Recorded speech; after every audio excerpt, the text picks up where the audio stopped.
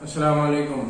Maulana Azad national Urdu university کے شعبہ ترسیل عام اور صحافت کے طلباء کا ہم آج کے اس نئے سبق میں خیر مقدم کرتے ہیں۔ عزیز طالب علموں، مجھے امید ہے کہ آپ سب اپنے اپنے گھروں میں خیریت سے ہوں گے اور آن لائن جو تعلیمی اسباق آپ کے لیے بنائے جا رہے ہیں ان سے آپ بھرپور استفادہ کر رہے ہوں گے، ہم امید کر سکتے ہیں۔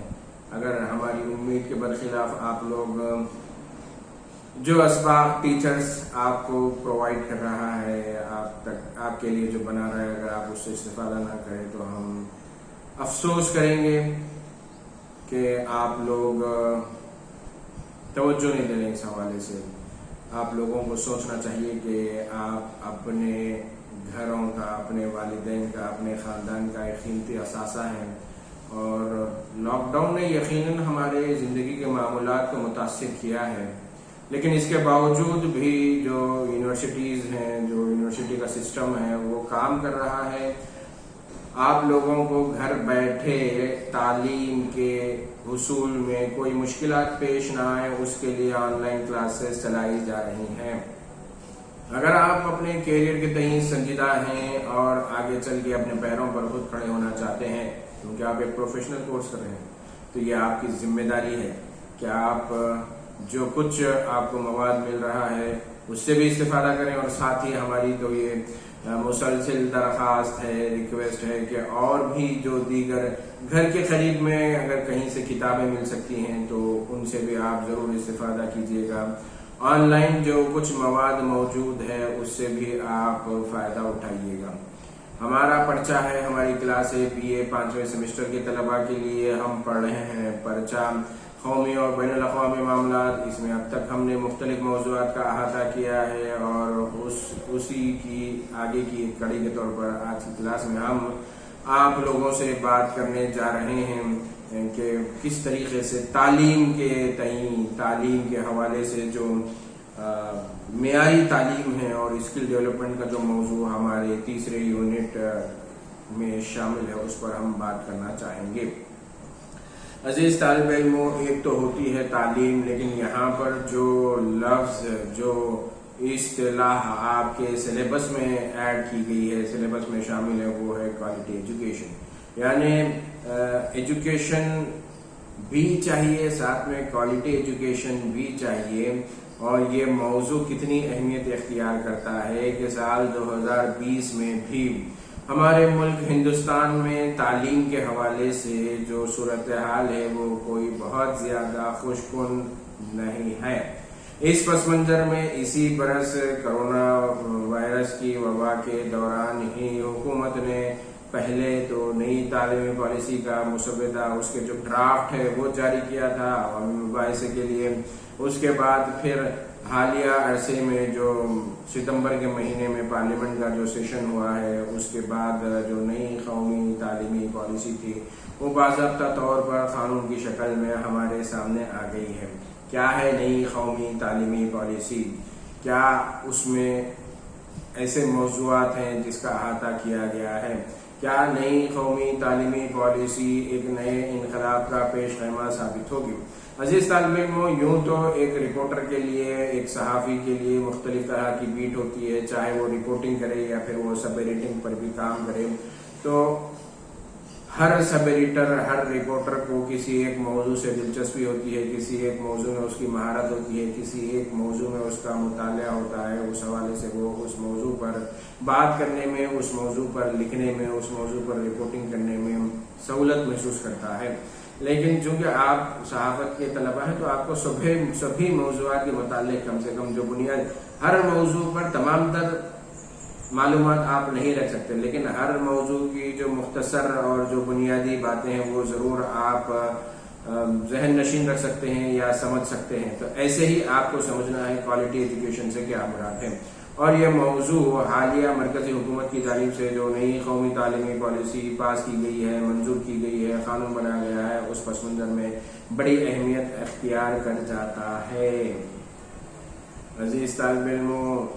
ہم بار بار جب کلاس میں آپ لوگوں سے کہتے ہیں عزیز طالب علم، تو ایک طالب علم نے میسج کیا تھا، سر یہ عزیز کون ہے؟ ہماری کلاس میں تو عزیز نام سے نہیں ہے، तो दरअसल डियर स्टूडेंट की जो अंग्रेजी इस्तिलाह है उसका जो तर्जुमा होगा, और अजीज ही हैं। देखिए यकीनन क्लास में जब कोई तालिब इल्म नालायकी का मुजाहरा करता है तो हम उसको डांट डपट करते हैं, लेकिन इसका मतलब ये है कि हम उसको अजीज रखते हैं, हम उसको चाहते हैं, हम उसके कैरियर के हवाले से फिक्रमंद हैं। हम ये चाहते हैं कि वो क्लास में जब बैठे तो जो जिस मकसद के लिए वो क्लास में बैठा है उस मकसद को जरूर हासिल करें। हम आना, क्लास लेना और रस्मी खाना पूरी करने के ख्याल नहीं, बल्कि जब मैं क्लास में आता हूं तो मैं ये अपनी जिम्मेदारी समझता हूं। जब मैं वीडियो सबक रिकॉर्ड करता हूं तो मैं ये अपनी जिम्मेदारी महसूस करता हूं कि इस वीडियो सबक को देखने वाले हर तालिब इल्म की मालूमात में कुछ न कुछ इजाफा हो। वो इजाफा अगर मैं आसान तरीके से समझाने की कोशिश करूं तो हमारा वीडियो सबक देखने से पहले अगर तालिब इल्म की मालूमात को अगर मैं जांचूं वो 10 हो, तो हमारा वीडियो सबक देखने के बाद उसमें कम से कम 1 नंबर का इजाफा होना है। और उसकी मालूमात का अगर कोई मीटर हो तो उस मीटर में जो नया पैमाना है, नई जो रिकॉर्डिंग है वो 11 बतानी चाहिए। तो उस हवाले से हम चाहते हैं।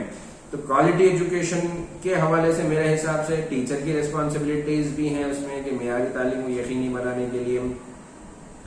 और स्टूडेंट की भी कुछ रिस्पॉन्सिबिलिटीज है कि वो भी जो कुछ उसको मौके मिल रहे हैं उससे सही तौर पर इस्तेफादा करें। क्वालिटी एजुकेशन को अगर मैं समझाऊं तो मेरे हिसाब से इससे ज्यादा कोई मौजू मिसाल मुझे नजर नहीं आती।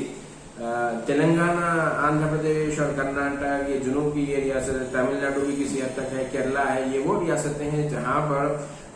इंजीनियरिंग के जो प्रोफेशनल कोर्स है, इंजीनियरिंग का जो कोर्स होता है वो प्रोफेशनल कोर्स होता है। और आम लोग यही तसव्वुर करते हैं कि इंजीनियरिंग करने के बाद एक तालिब इल्म का मुस्तकबिल सिक्योर है, सेफ है, इस हवाले से कि उसने एक प्रोफेशनल डिग्री की है जिसके बलबूते पर वो जल्द ही जॉब मार्केट में दाखिल होगा और अपने लिए अच्छी जॉब हासिल कर सकेगा। लेकिन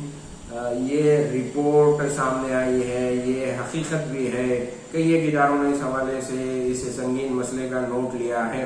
कि जो हमारे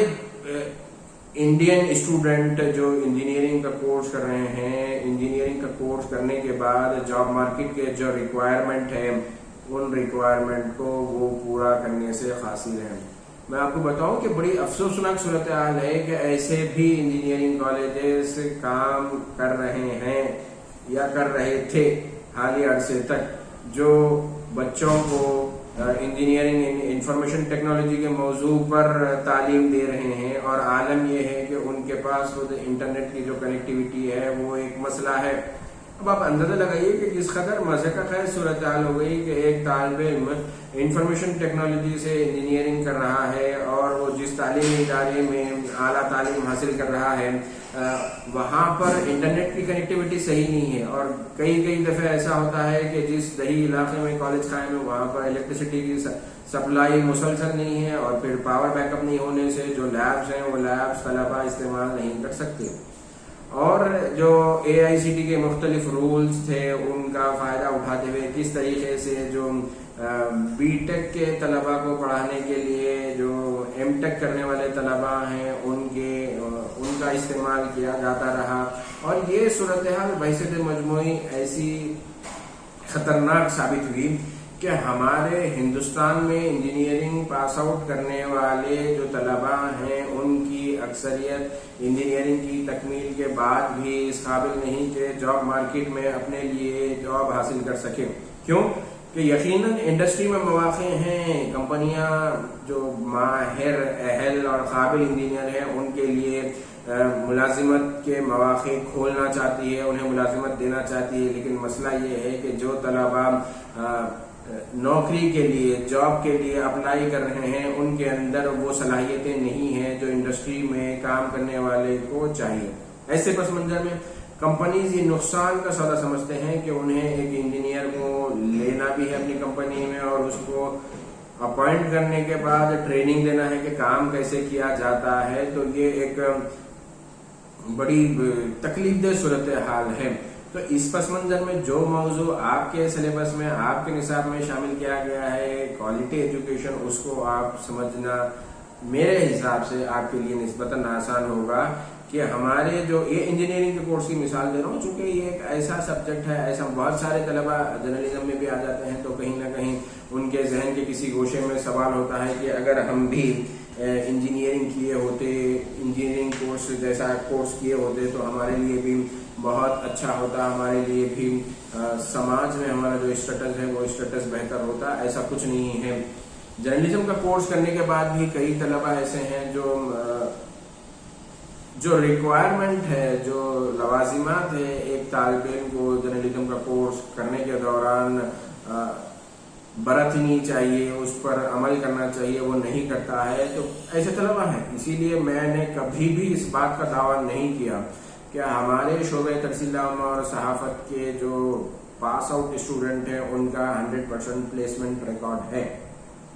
کیوں کہ ہر بیچ میں اس طریقے سے کچھ غیر سنجیدہ طلبہ آ جاتے ہیں، یا پھر داخلہ لینے کے بعد ان کی دلچسپی کئی ایک وجوہات کے سبب برقرار نہیں رہتی، جس کے سبب وہ بظاہر تو ایم اے ایم سی جے یا be a J M C کا کورس پاس کر لیتے ہیں، لیکن انہیں خود بھی اس حوالے سے تشفی نہیں رہتی کہ کس قدر انہوں نے محنت کی، یا کس قدر انہوں نے جو یہاں پر مختلف پروفیشنز کے حوالے سے جو تربیت دی جاتی ہے اس کو انہوں نے تشفی بخش انداز میں سیکھا ہو. اس پس منظر میں چونکہ جرنلزم کا کورس کرنے والے کم ادارے ہیں، جرنلزم کا کورس کرنے والے طلبہ کم ہیں، اس کے مقابلے میں جو انجینئرنگ کے جو پاس آؤٹ اسٹوڈنٹ ہیں ان کا جو معیار تعلیم میں آپ کو بتاؤں گا کہ JNTU سے انجینئرنگ کرنے والے کئی طلبہ بیکار ہیں. لیکن اس کے مقابلے میں آپ کو مثال دوں گا کہ ہمارے ہاں مولانا آزاد نیشنل اردو یونیورسٹی سے جو پالی ٹیکنک کا کورس چلایا جاتا ہے، اس کورس کی تکمیل کے بعد کئی ایک ایسے طلبہ ہیں جنہوں نے فوری جاب مارکیٹ میں اپنے لیے ملازمت ڈھونڈ لی، اور ماشاءاللہ سے الحمدللہ سے وہ لوگ ایک انجینئر کے مساوی اسٹیٹس رکھتے ہیں، اس کے مساوی تنخواہ حاصل کر رہے ہیں. اور پالی ٹیکنک سے ہمارے پاس آؤٹ اسٹوڈنٹس کو جب ہم ایک محبوب نگر جو ضلع ہے شہر حیدرآباد کا، حیدرآباد سے تقریباً 100-150 کلومیٹر کے فاصلے پر نارائن پیٹ ایک مقام ہے، وہاں پر ہم نے دیکھا کہ ہم مسجد میں ہم جب وہاں پر گئے تھے کورسز کی آگاہی کے متعلق پروگرام چلانے، تو نماز کے بعد وہاں پر جب پتہ چلا تو ایک صاحب ملنے آئے، بولے کہ بھئی میں بھی آپ ہی کی یونیورسٹی کا پاس آؤٹ ہوں. تو میں بولے چلیے بڑی خوشی کی بات ہے، کون سا کورس کیا؟ تو بولے آپ کے پاس سے میں نے پالی ٹیکنک کا کورس کیا تھا، اس کے بعد الیکٹریسٹی ڈپارٹمنٹ میں اوپننگز تھے تو وہاں پر میں نے اپلائی کیا، اور پھر میرا سلیکشن تلنگانہ کے جو الیکٹریسٹی ڈپارٹمنٹ ہے اس میں ہوا ہے. تو یہ بڑی خوشی ہوتی ہے. خود شہر حیدرآباد میں بھی ایسے کئی طلباء سے ملاقات رہی جنہوں نے کہا کہ بھئی کسی زمانے میں انہوں نے ابتدائی دنوں میں اردو یونیورسٹی کے پالی ٹیکنک کورس سے استفادہ کیا، اور کورس کی تکمیل کے بعد انہیں باضابطہ طور پر بعض ایک طلباء تو اس لحاظ سے خوش قسمت کہ وہ سرکاری محکموں میں سرکاری ملازمت کے لیے جو ہے نہ صرف اپنے آپ کو قابل ثابت کیا بلکہ ان کا اپائنٹمنٹ بھی ہوا، اور وہ ماشاءاللہ سے وہاں پر بطور سرکاری ملازم کام کر رہے ہیں. آپ دیکھ لیجیے گا یہ اردو یونیورسٹی سے پاس آؤٹ پالی ٹیکنک کے اسٹوڈنٹ ہیں جو جاب مارکیٹ میں کام کر رہے ہیں. اور اس کے برخلاف آپ دیکھیے کہ کئی ایک ایسے طلبہ ہیں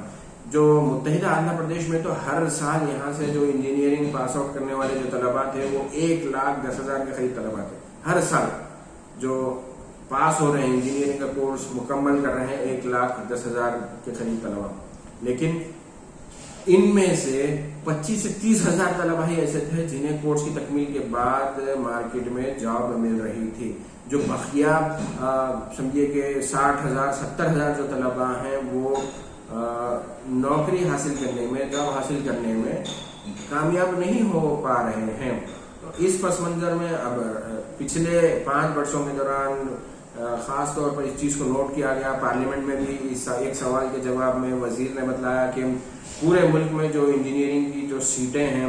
وہ اس کے مقابلے میں جو سیٹیں فل ہو رہی ہیں وہ 50% سیٹیں فل ہو رہی ہیں کہ اب لوگوں کو بتدریج احساس ہو رہا ہے کہ انجینئرنگ کا کورس نہیں بلکہ معیاری ہونا ہے کورس ایسا. اور معیاری کورس اگر وہ پالی ٹیکنک کا ہو تو اس کے بعد ہی آپ جاب مارکیٹ کا رخ کر سکتے ہیں اور وہاں پر اپنے لیے جاب حاصل کر سکتے ہیں. تو اس پس منظر میں آپ کو انجینئر نہیں بننا ہے، آپ کو پالی ٹیکنک نہیں کرنا ہے. چونکہ آپ صحافت کا کورس کر رہے ہیں تو صحافت کی فیلڈ ایسی ہے یہاں پر آپ کو آسمان کے نیچے، زمین کے اوپر، زمین کے نیچے، آسمان کے اوپر خلا میں ہر اس موضوع پر اپنے پاس اپنے ذہن میں کچھ بیسکس جو معلومات ہیں بیسکس اس کے متعلق آپ کو آگاہ ہونا ضروری ہے. آج کی کلاس میں ہم نے کوشش کیا کہ آپ کو ایسے ہی کوالٹی ایجوکیشن کیا ہوتا ہے اس حوالے سے بات کریں. اس امید کے ساتھ ہم آپ سے آج کا سبق ختم کرنا چاہیں گے کہ آپ کرونا وائرس جس طریقے سے پھیل رہا ہے بدستور، یہ اس سے ہونے والی اموات کم ہوئی ہیں لیکن اس سے جو خطرہ لاحق ہے وہ بدستور برقرار ہے. آپ اس سے بچے رہیں، اپنا اور اپنے چاہنے والوں کا جو خیال ہے وہ رکھیں. اپنے دونوں ہاتھوں کو سینیٹائز کرنا اور اپنے چہرے پر جب آپ عوامی مقام پر نکلیں تو اس ماسک کا استعمال ضرور کیجیے گا. اور ساتھ ہی بغیر ماسک کے جب آپ تنہائی میں بیٹھے ہوں تو ضرور ہمارے جو ویڈیو اسباق ہیں ان سے استفادہ کیجیے گا. السلام علیکم ورحمۃ اللہ وبرکاتہ.